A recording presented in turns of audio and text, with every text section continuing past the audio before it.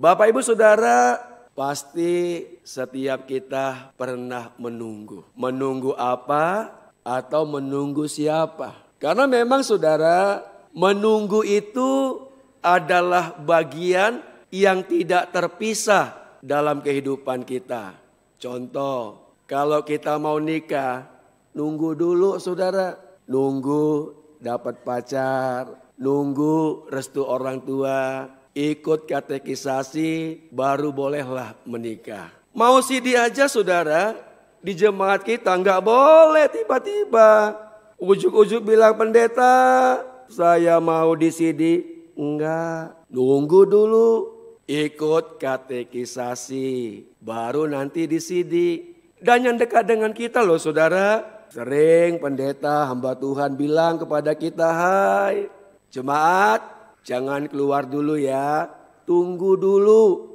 Biar pembicara berada di depan pintu dulu. Saudara, menunggu itu ada banyak jenisnya.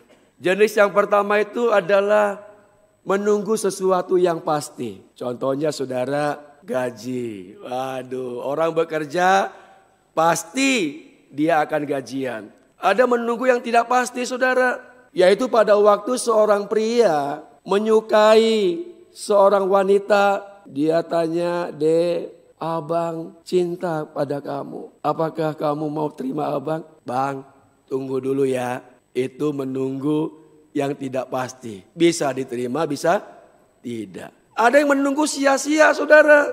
Dia tunggu-tunggu tapi sia-sia. Ada sebuah keluarga saudara yang hidup, mereka butuh uang. Lalu waktu itu zaman porkas. Tahu porkas ya? Ini yang tertawa pasti zaman porkas masih ini ingat ya.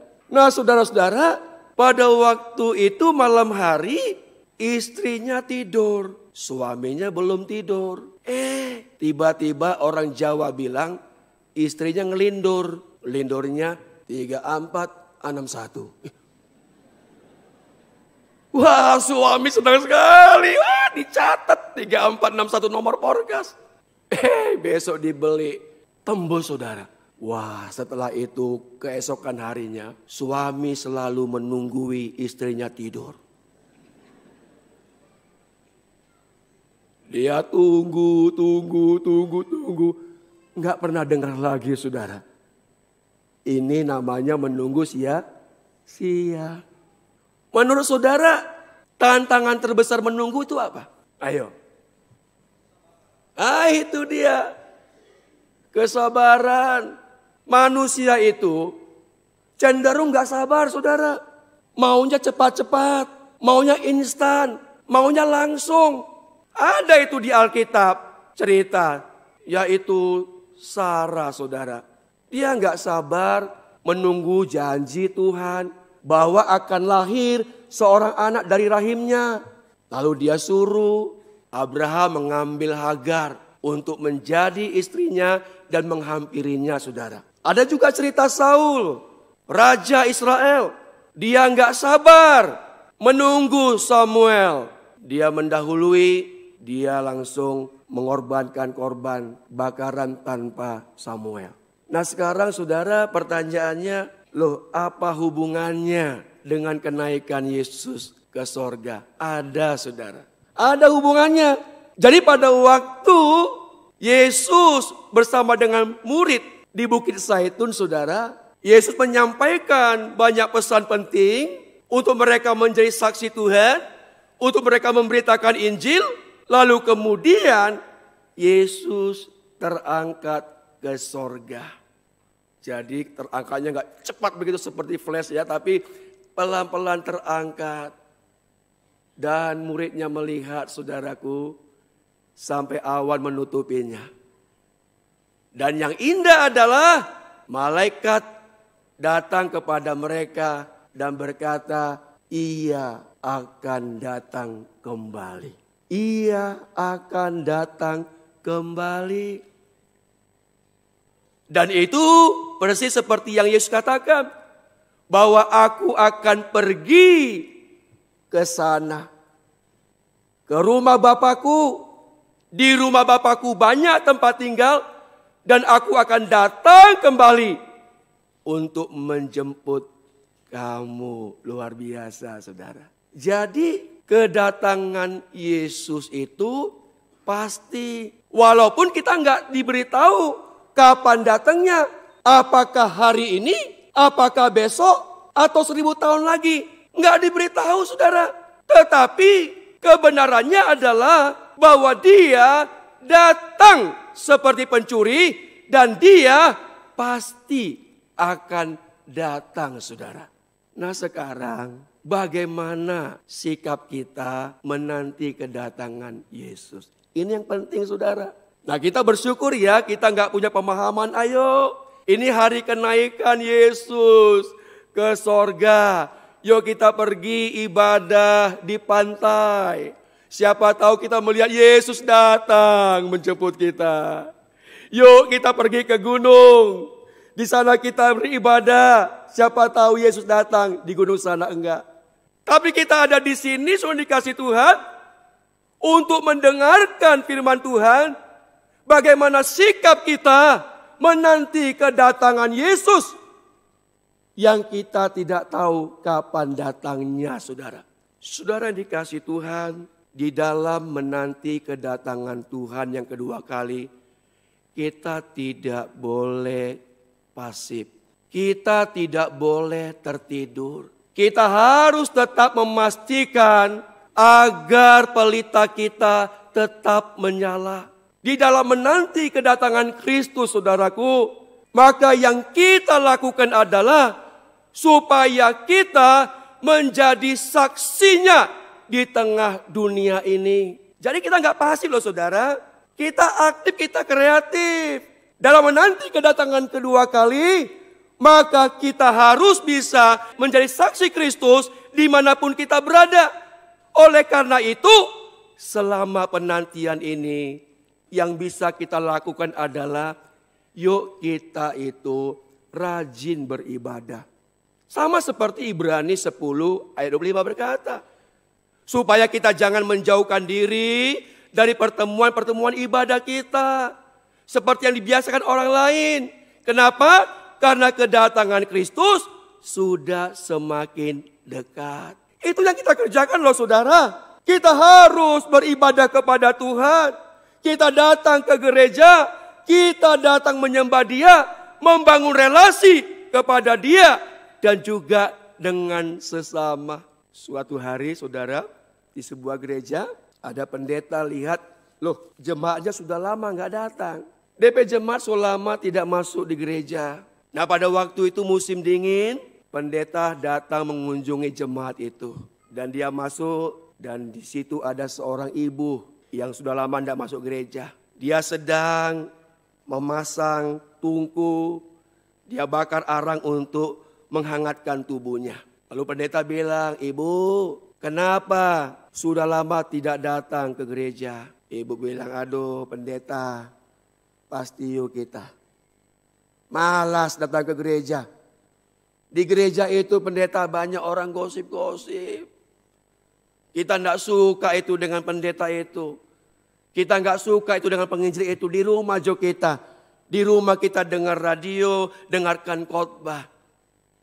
Waktu dengar gitu, pendeta bingung.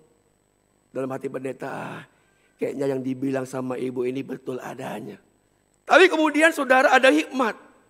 Pada waktu api itu sedang membakar arang-arang itu, ada satu arang yang terpelanting keluar, saudara. Dia ada di tempat lain. Tadinya dia merah, membara. Lama-lama, pelan-pelan, dia mati, saudara. Pendeta bilang, ibu, lihat itu arang kan? Waktu dia ada bersama dengan arang-arang lainnya, dia menyala. Waktu dia terpisah, dia mati. Kita perlu komunitas, saudara. Kita perlu gereja. Kita perlu datang beribadah supaya apa? Supaya iman kita tetap menyala. Supaya apa? Supaya kita tetap kuat. Supaya apa? Supaya kita siap sedia ketika Kristus datang kedua kalinya. Dan yang bisa kita lakukan adalah saudara harus mau dimuridkan.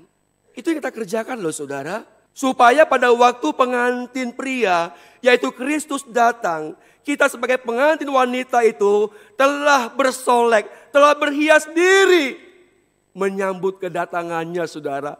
Kita mau dimuridkan. Kita mau supaya apa? Supaya aku menjadi murid Tuhan.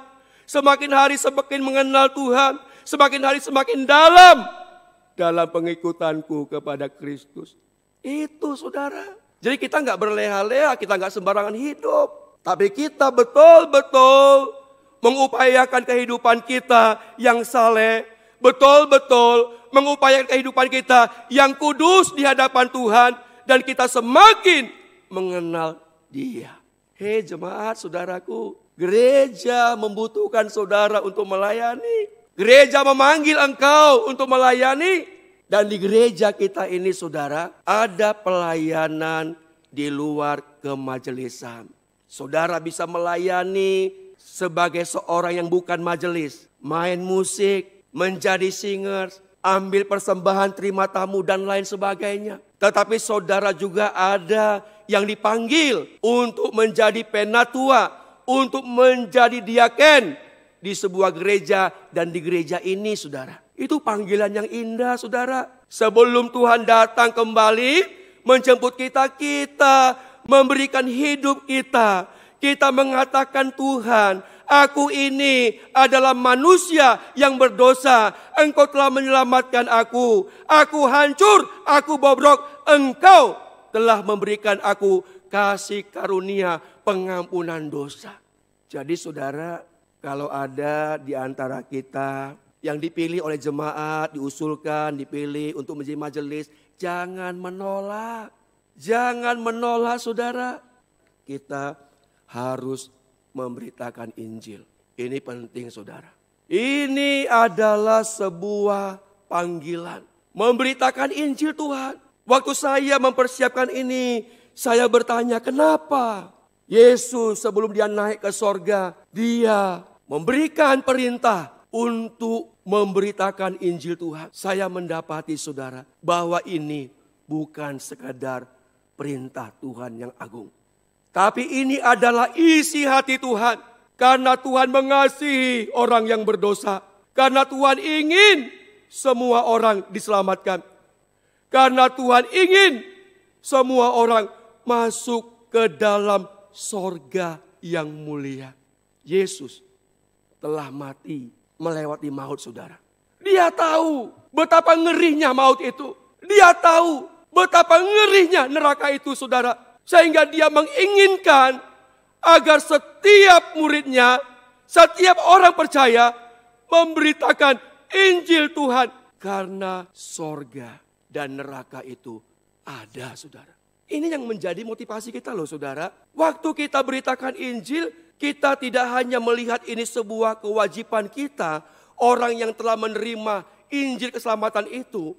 Tetapi juga ini adalah sebuah kasih kita kepada orang yang kita kasihi, yang mereka masih di luar Kristus, yang mereka sedang berjalan menuju ke dalam api neraka. Sorga itu ada. Firman Tuhan dengan jelas mengatakan bahwa sorga itu ada. Sorga adalah tempat di mana orang-orang kudusnya berkumpul, saudara.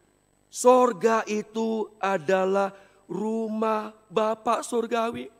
Tuhan menginginkan kita ada di sana. Dan dikatakan oleh firman Allah bahwa sorga itu adalah tempat di mana di sana tidak ada kesusahan, tidak ada penderitaan. Tapi di sana ada tempat yang penuh kemuliaan dan penuh sukacita, saudara. Dan di dalam masa penantian ini, saudara harus melihat, memastikan apakah anakku laki-laki yang kucintai ini, apakah anak perempuanku yang begitu manja denganku ini, apakah mereka sudah menerima keselamatan daripada Yesus Kristus. Apakah suamiku, apakah istriku, apakah orang tuaku, mereka sudah mendapatkan keselamatan, mendapatkan hidup yang kekal. Kalau belum, Tuhan pakai aku untuk menjangkau dia. Pendeta, selama kita bilang, Papa, terima Yesus, Papa tetap menolak. Tidak apa-apa. Tugas kita, beritakanlah Injil Tuhan. Kabarkanlah ada pengampunan dosa, ada hidup yang kekal, yang disediakan bagi kita yang percaya dan mengikut Yesus. Kalau dia belum menerima, itu bagian Tuhan dalam hidupnya.